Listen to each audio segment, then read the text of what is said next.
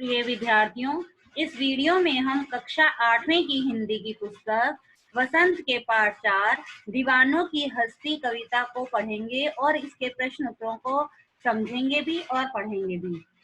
इस कविता के माध्यम से कवि ने मस्त रहने वाले लोगों का वर्णन किया है। वे एक स्थान पर टिककर नहीं रहते।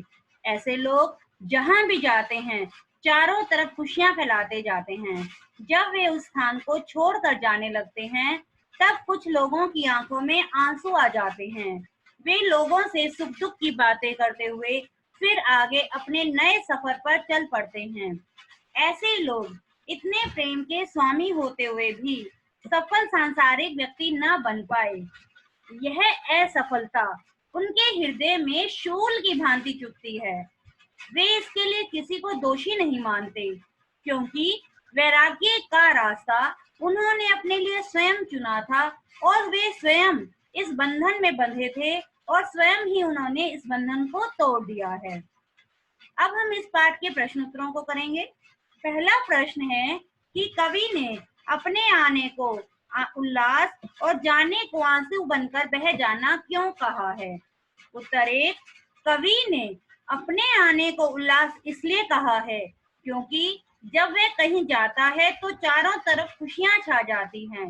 वह लोगों का दुख बांटता हुआ चलता है। और उसने अपने जाने को आंसू बनकर बह जाना इसलिए कहा है क्योंकि जब वह एक स्थान से दूसरे स्थान पर जाने लगता है तो उसे उस स्थान की याद आती है और लोग भी उसकी कमी महसूस करते हैं। इसलिए उसने अपने आने को उल्लास और जाने को आंसू बनकर बह जाना कहा है। प्रश्न नंबर 2 है कि भिखमंगों की दुनिया में बेरोक प्यार लुटाने वाला कवि ऐसा क्यों कहता है कि वह अपने हृदय पर असफलता का एक निशान भार की तरह लेकर जा रहा है। क्या वह निराश है या प्रसन्न है। उत्तर 2, कवि संसार में प्रेम की दौलत लुटाता है, सबसे प्रेम करता है।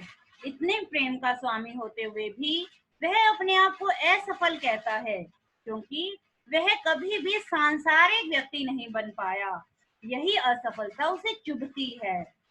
लेकिन वह निराश नहीं है, वह प्रसन्न है क्योंकि उसने अपने लिए यह रास्ता स्वयं चुना है। प्रश्न नंबर 3 है कि कविता में ऐसी कौन सी बात है जो आपको सबसे अच्छी लगी। उत्तर 3, इस कविता में हमें सबसे अच्छी बात यह लगी कि कवि अपनी इच्छा अनुसार स्वतंत्र रूप से अपने जीवन को जीता है। वह चारों तरफ प्रेम बांटता है, खुशियों का संचार करता है और अपने प्यार से लोगों को खुश करने की कोशिश करता है। आइए अब हम इस पाठ का पठित पद्यांश करते हैं।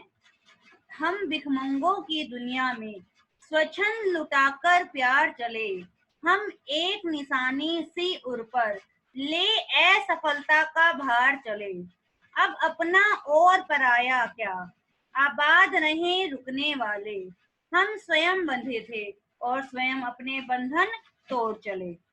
पहला प्रश्न है कि यह पद्यांश किस कविता से लिया गया है। यह पद्यांश दीवानों की हस्ती कविता से लिया गया है। इस कविता के कवि का क्या नाम है। इस कविता के कवि का नाम भगवती चरण वर्मा है। कवि कौन सी दुनिया में प्यार लुटाकर चलता है। कवि भिखमंगों की दुनिया में प्यार लुटाकर चलता है। कवि उर पर कौन सा भार उठाकर चल रहा है। कवि उर अर्थात हृदय पर असफलता का भार उठाकर चलता है। कवि क्या तोड़कर चला गया। कवि सांसारिक बंधनों को तोड़कर चला गया।